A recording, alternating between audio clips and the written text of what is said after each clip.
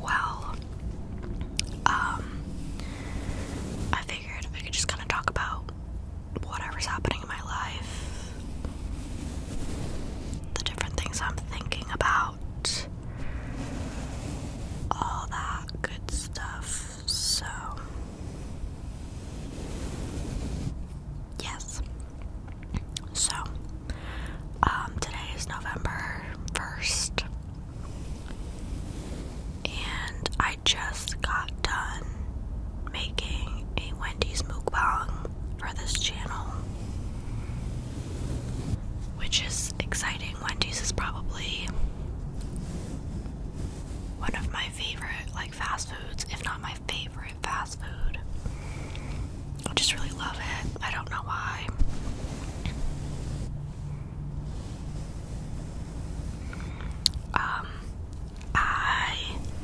It's 7:30 right now.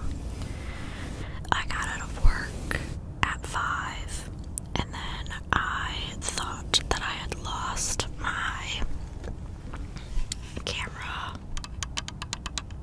battery charger, this thing from Canon, because I'm moving currently, and I'm packing everything up. Our closing is supposed to be on the 10th of November. That's the closing date. Hopefully everything goes well. But we have to be out in 9 days. So that's crazy to say. Just like that. But basically, I thought I had accidentally packed it away, because we put a lot of things in storage for a month, but it wasn't there. So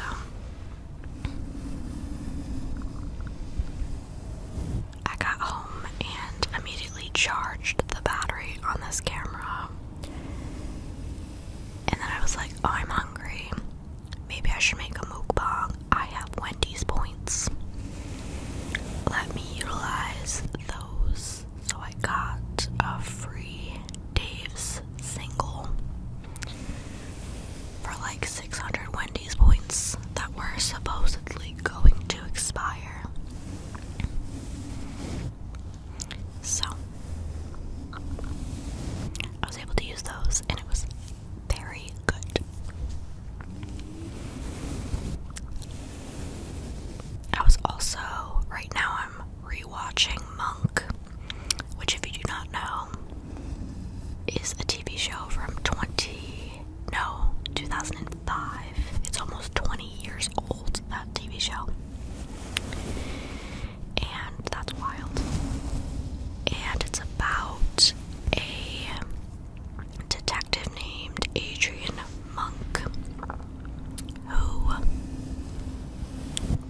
whose wife passed away, and he had a mental breakdown because of it.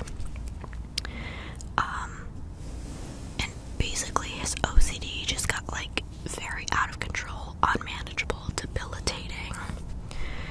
So he got kicked off the police force as a detective, and you follow him and his assistant Sharona, at least for the first 3 seasons you do. And then it's just them getting called in to investigate privately different really wild and seemingly impossible to solve crimes.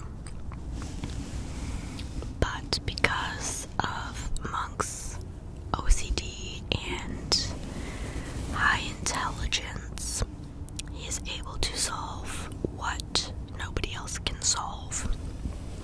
And in the same breath, crime seems to follow him.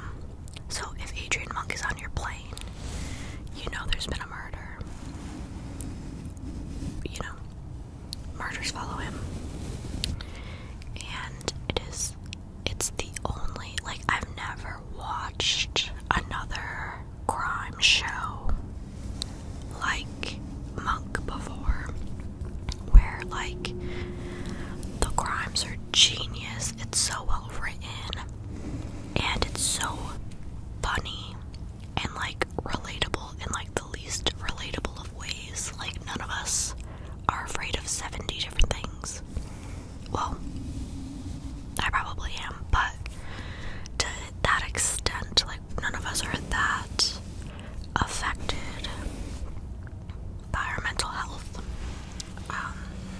I mean, I'm sure there's monks out there that completely relate to him, but for the most part, he's an exaggerated character. Obviously, it's a TV show, but it's just really clever. It's a really clever show, and it's definitely a comfort show of mine. I used to be obsessed with it when I was like 12 and 13. That was my favorite show.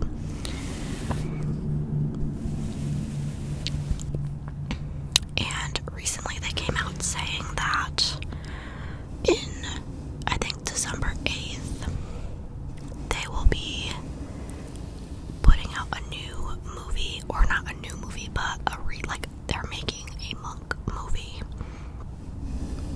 that will be released on Peacock, which is where I'm watching Monk now. And I want to get caught up on all of the episodes, rewatch it all, because I watched every episode, and there are 8 seasons, so that I can then watch the movie in December. Apparently they also did like little shorts and stuff during the pandemic, and that's like why they're reviving Monk, because the pandemic really sparked everybody's interest in Monk again, because we kind of all turned into Monk / we wanted to know how he was doing with all of that. So my plan is to watch Monk and then watch the movie, and I'm excited about that. What else is happening? I'm also like really obsessed right now with the game Snake, like the old-fashioned Snake game. Recently, I was talking to my coworkers, and we were saying how they're like talking about video games, and I was like, I don't really play video games because I don't think I'm like good at it, and when I'm not good at it, like, it makes me anxious and like upset, and why, like, life is anxious and upsetting enough. I don't need that from a game. But I was like, the only game I'm good at is Snake. And then from there, I just like was like, I want to play it, and that's kind of all I've done for like weeks now, but I'm enjoying it.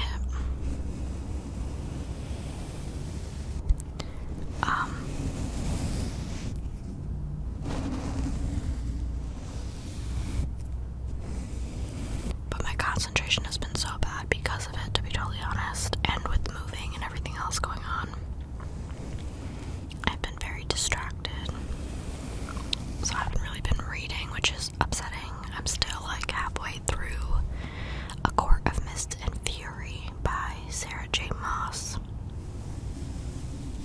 which is the second book in the ACOTAR series, and I've just been reading that book for so long. I feel like I'm like ruining my experience reading it, but that's okay.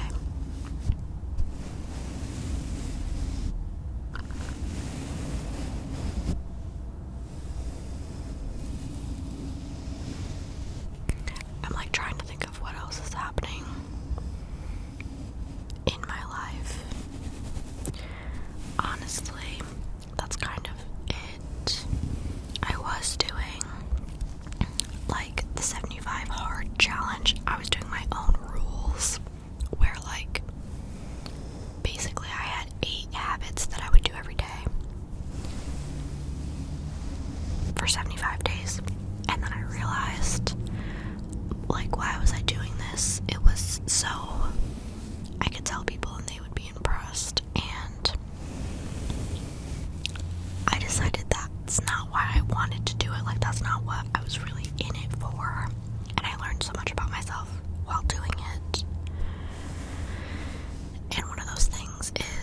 that I tend to not do things unless I know I'm gonna get validation from others.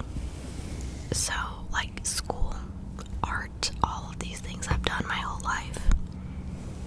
I've realized I've only ever done them because people told me I'm good at them, because people praised me.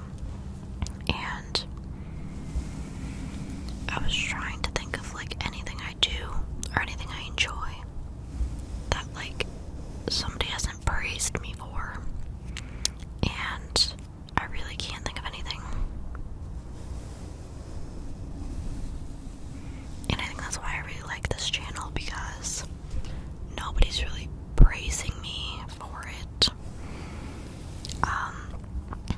Most people in my life don't really understand ASMR or like why this is a thing, why people would watch me whisper and brush a mic. So it's interesting for me to have to discipline and motivate myself purely for myself, purely for my purpose of helping other people, of being creative, of putting energy towards something that's mine, that I can take ownership of, whether or not people understand it or praise me for it or like approve of it, I guess. Which is an interesting concept to think of after so long of like not understanding that the need of other people's approval was so important to me, I guess. It dictated so much of what I was doing. So it's been nice to just do things for me because I want to do them, not because somebody thinks I should be doing them or that I'm good at it or anything like that. Not to say I think I'm bad at ASMR. I don't think I'm the best. I think I have a lot to learn. I think I'm doing my best. And I think that's really my goal, is to just always be doing my best in that moment with what I have and with what I know.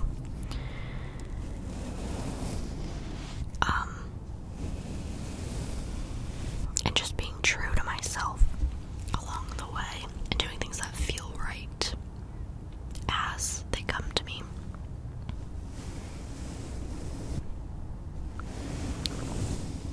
And that's been really helping me. So I definitely think that that's something you should think about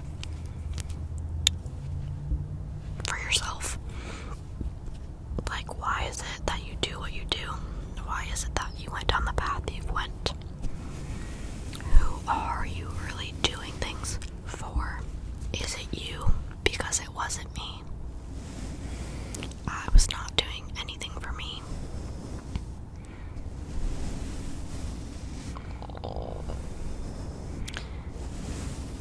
And like, it's not like I was super unhappy doing these things, because thankfully the people in my life know what's best for me, and they know that like if I do this thing, it'll be good.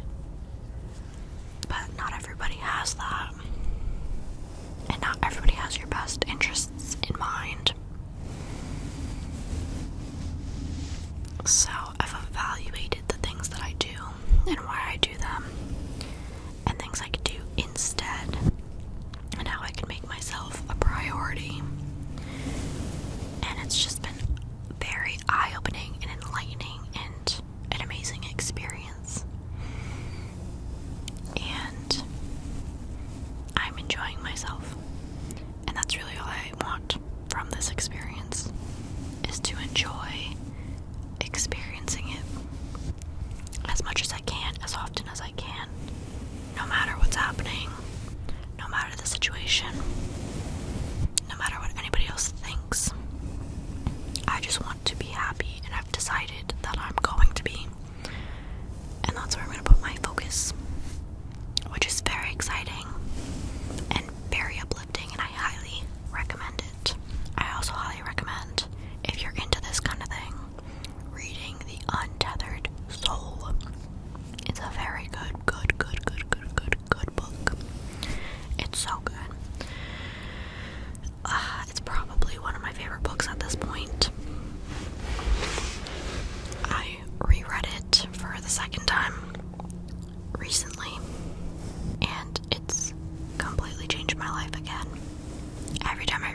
like reading